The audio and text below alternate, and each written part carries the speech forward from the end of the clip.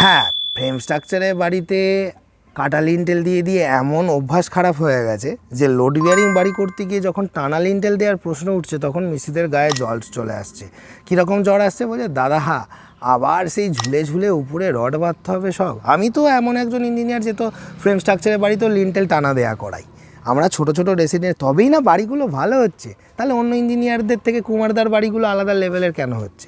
কারণ সেই কুমারদার একটা বিল্ডিং, তার লেভেলই আলাদা। সে তো আমার প্রত্যেকটা সাইটের ফুটেজে আপনারা দেখেছেন।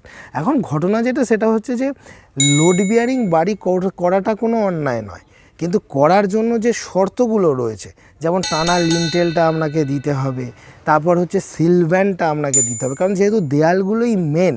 তারপর ঠিকঠাক জায়গায় প্রপার ডিভিসিগুলো দিতে হবে।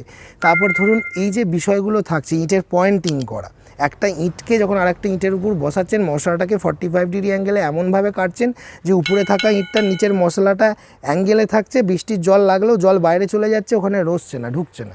এইভাবে নিয়ম করে পয়েন্টিং করছে কোথায়?